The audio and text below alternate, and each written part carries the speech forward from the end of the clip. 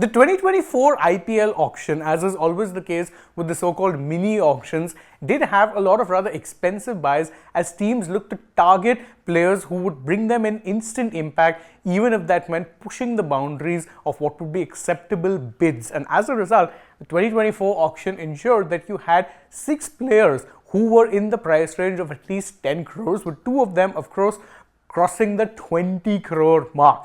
But how exactly have these players been doing as far as a return on investment is concerned when it comes to, let's say, their performances matching the amounts that their teams have shelled out for them? Given that we are about a third or so into the IPL season at this point in time, and there's enough of a sample size, there is some pretty clear indicators as to which signings have been relatively successful, which are still a work in progress, and which have been absolutely dreadful and can be classified as failures. We're going to rank all of these 6 players in this video, and we're starting with the players who have been absolute rank failures by every stretch of the imagination. So we're going from worst to best. And to start off the list, we have to start with Alzarri Joseph. Now, a lot was expected from Alzarri Joseph when he signed for RCB. He was seen as that transformative bowler who could potentially spearhead a new look RCB bowling attack, but it hasn't quite worked out like that. Yes, they spent 11.5 crores on him, but returns of 3 matches for only 1 wicket and going at an economy of nearly 12 would not have been in the plans of RCB. And what's even worse is, despite that commanding price tag, as things stand, he's not even the first choice pacer for RCB. He's been on the bench for the past few games, and it doesn't look like he's going to be regaining that place anytime soon. So it's safe to say that of all the 10 crore plus buys in the IPL, as of right now, it is Alzarri Joseph that has been the absolute worst. The one who's following him in many ways, you can say, is Spencer Johnson. Again, someone who comes in with a lot of promise, a lot of potential. There was a lot of hype around the man who cost Gujarat Titans exactly 10 crore rupees, given that, of course, he had played a key part in the Brisbane Heat, winning the Big Bash League earlier this year. But it just hasn't quite worked out for him so far, even though many will admit that that's not necessarily entirely through his own fault. Yes, he has sometimes been in and out of the team, but even that comes down to the fact that his returns just haven't been good enough. 4 matches at an economy of over 9 for only the return of 3 wickets, even though he has looked good in patches, just has not been good enough for the Gujarat Titans, who, in the absence of a Mohammad Shami, really needed a Spencer Johnson to step up and step up big time. Hasn't quite happened, but there's still some time, because again, he's someone who's rated highly as a T20 player, so he may very well be able to turn things around. As of right now, though, it's safe to say it hasn't worked out at all. Next person on the list, and someone who has gotten a lot of criticism in recent times, Daryl Mitchell. Now, there was plenty of positive talk when CSK swooped in, spent a huge amount of money on him, 14 crores. He was coming off, of course, a great World Cup where he'd gotten back-to-back centuries against India. And of course, there was hopes that he could be one of those transformative players for CSK in the middle order. But it's safe to say it absolutely hasn't worked out like that at all. Again, for 14 crores, all that CSK have gotten is a player who's played every single one of their 6 matches so far and only scored 135 runs at a strike rate of 125. This is a player playing anchor-like batting when coming into bat at number 4 or 5 for a team in CSK who are filled with a lot of all-rounders and batters, so can afford to, let's say, take a more liberal, open, approach when it comes to his batting.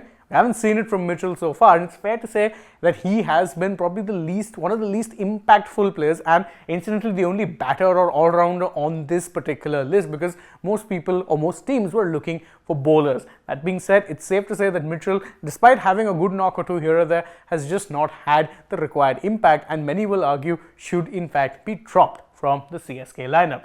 The next person, and this one is, of course, it could be lower down, is a Mitchell Starc. The only reason he doesn't find himself lower down on this list is because he's had a couple of good performances in recent times that have kind of pushed his stock up a little bit. Otherwise, the most expensive signing in the history of the IPL at rupees 24.75 crores was quickly going down the route of being the most expensive flop in the history of the IPL. His economy was all over the place, he wasn't among the wickets, and it just seemed like whatever it is he was trying wasn't working out. That, of course, has changed now, although the economy still requires a bit of work, but 10.11 is way down from where he was prior, and the fact that in those 5 matches that he's played, he's now notched up 5 wickets does at least mean that he's starting to find some footing, even though he's having to play a little different role from KKR or for KKR than he would be usually for the national team. Again, someone who could have been ranked way lower, if not, of course, for the continuous misfiring of Daryl Mitchell and an own recent uptick in form that came thanks in part to him.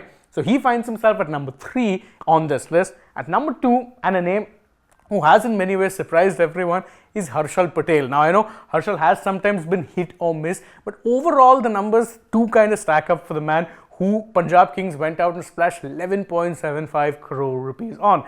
He's played 6 matches, gotten you 7 wickets.